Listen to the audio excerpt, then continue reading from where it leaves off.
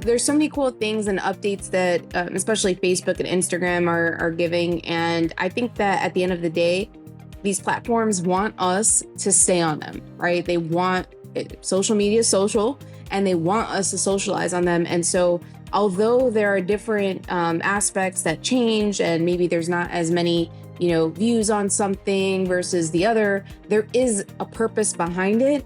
The platforms are not out to sabotage us. They are there to make things better for the user. And that's why there's so many ways that I think even the CEOs and the owners are, really, they're on the platforms themselves. They're listening to the audience. So we're going to go through a couple of those things. Meta was down yesterday. So everyone thought that they were hacked, or, even myself, I was like, oh no.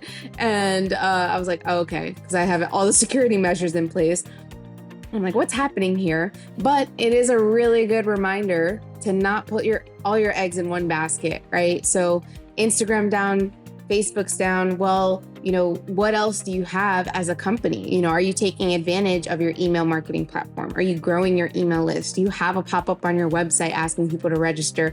Are you giving them a free PDF for them to download? We go through all that in our email strategy call. I'm not going to take up the time on this call to do it, but that's huge. Are you on other platforms? I mean, one of FMO's Media's belief is that we should be on TikTok, YouTube, etc. And this is one of the reasons, right? One platform doesn't have to control your audience. You may have a preferred one, but it doesn't have to be the only one. So that's one thing.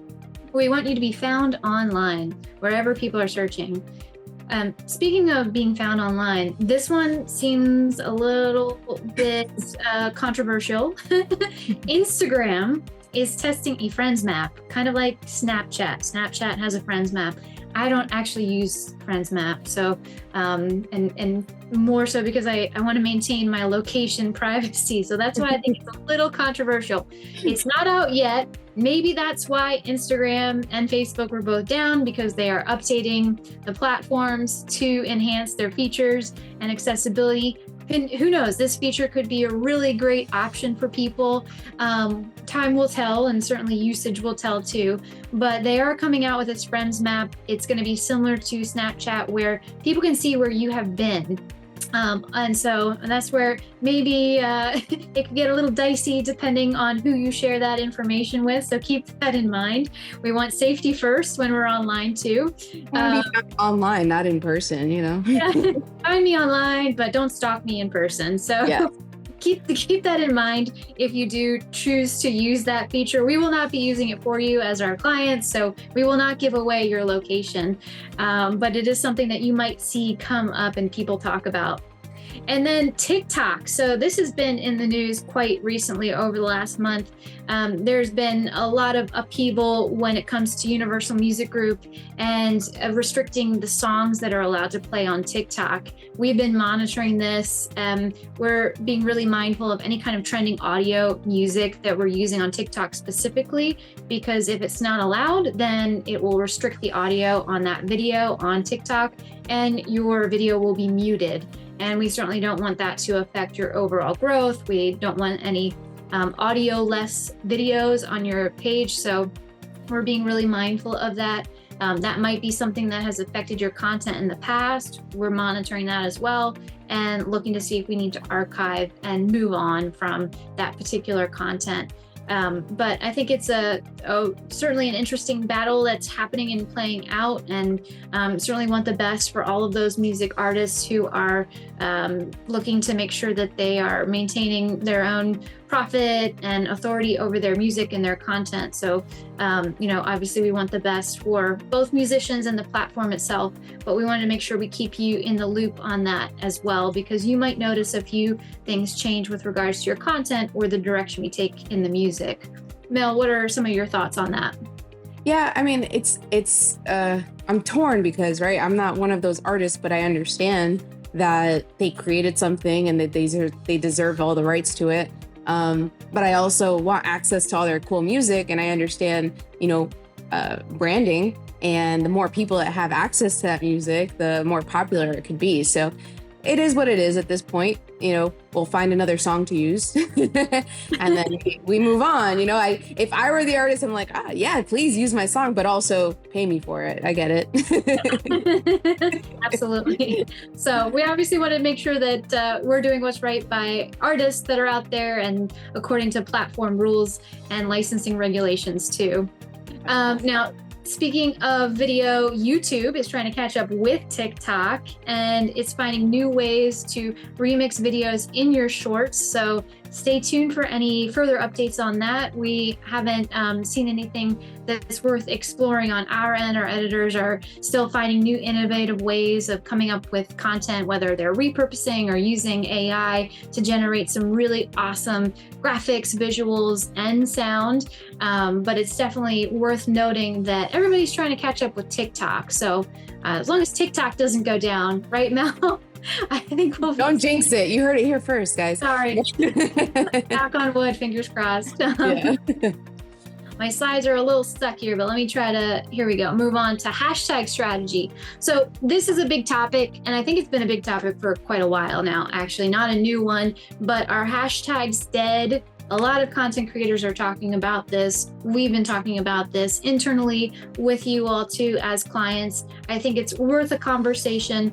Do we think they're dead? No, not necessarily. They do play a really crucial role in helping to train algorithms, especially Instagram's algorithm on the kind of content and the category of content that you're putting out there online as a search term. It's not just simply a discovery tool anymore. And I've seen a lot of people talk about it really as a learning tool. Hashtags were implemented as a way for algorithms, for technology, for AI to learn content and be able to read it and understand it better. When we think about how you can take an image and put it into ChatGPT, ChatGPT can now read your image. We can have AI generate images in the blink of an eye, whether it's Midjourney or tons of other platforms that are already helping to create visual content. And I think hashtags played and play still a large role in helping to categorize and helping the machines learn and understand the type of content that we're putting out there on social media. But the day is seemingly gone when you could throw 30 hashtags on a post and have that same discoverability with the hashtags themselves. I'd also keep in mind, oh, go ahead, Mel. Yeah, I think that what happened, or I'm pretty sure, and I've seen this before written around, but what happens is these platforms get smarter and smarter. And so they're able to see what's in your video, what's in your content. The AI can read all of that. And so what hashtags did 5 years ago in order to categorize your content, your copy and your content are actually, or your creative are actually doing that. We see that in paid media as well. So it's almost like you can add hashtags, let's say for branding purposes and to categorize yourself a bit, but there's plenty of people that still get a lot of views and a lot of engagement without their hashtag. So it's not dead yet. there is a purpose to it, but that's really what's happened. And we've tested it ourselves too on different accounts, on our own accounts, not putting hashtags. And so we're constantly staying up to date with that, but it is a great thing to refresh on a quarterly basis, right? We can see what's working, what's not working, and then move on from there. But then that brings us to the next point. Yeah, last point, but most important point, shadow ban hashtags, banned hashtags are still a thing, and you might have heard of it before, but we do really want to be mindful of the hashtags that we're using. One recent example is Valentine's Day. There were a handful of Valentine's Day hashtags that were banned due to the nature of the content that they were being used for. Some hashtags can become spammy. There are a couple of different reasons, right, Mel, that a hashtag might be banned. And so we always like to do our due diligence and research hashtags, especially new ones, before we use them. Or if we're noticing that there's a huge drop off in your visibility, then we'll look to see, well, could it be due in part to those hashtags? So I like to keep an open mind. I know you do too, Mel. We obviously want to look at data and see what the data is telling us, but we want to stay open to pivoting or changing up how we use hashtags as well. Speaking of reach and sort of visibility, we have another question. And are the organic metrics, or is organic reach dead too? What are your thoughts, Mel? So this is very similar to what we just talked about with hashtags, right? So here's actually some really cool data showing us the reach rate and then the engagement rate by reach. So those are two different things, right? Reach is how many people are seeing your content. And then the engagement rate by reach is how many people are liking it, commenting on it, sharing it. They're actually engaging with the content, right? So you guys, so that you can put it into your perspective as a user, when you're scrolling through, accounts are reaching you, right? They're showing you their content. When you make a comment or you like something, you double tap on something, right? Now you're engaging with it. So in 2023, the average reach rate for Instagram declined, and then it reached 7.6% at the start of 2024. So even though it's going, it's declining a little bit, it's still going up just a bit on Instagram, believe it or not. Now on Facebook, that has actually improved a lot more. So it went from 4.32% to 5.9%.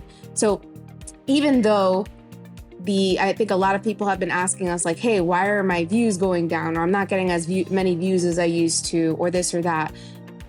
This is our theory. One of the things that we've discussed is, hey, how many people are seeing your content in terms of, virality, right? So if you have a video that goes viral and you're a local business, how much does that affect your business itself? Does that actually turn into clients, etc.? It definitely helps, right? It helps with brand, because if you have 1 million people that see your content, that's 1 million people that didn't see it before. However, that's not the only way to get clients, right? Or to impact people on a local basis. That brand that you have is still going to be visible to the people that are local, and you'll be able to interact with them, which is, I think, in my opinion, it's not necessarily more important, but it's just as important as having a video that went viral. Does that make sense? So when we were talking, Rebecca, we were talking about the decline maybe in reach or in comments, etc. But I think that Facebook and Instagram are showing your content to the people that matter more, rather than just letting a whole bunch of content creators go viral. And TikTok is actually doing the same thing, believe it or not.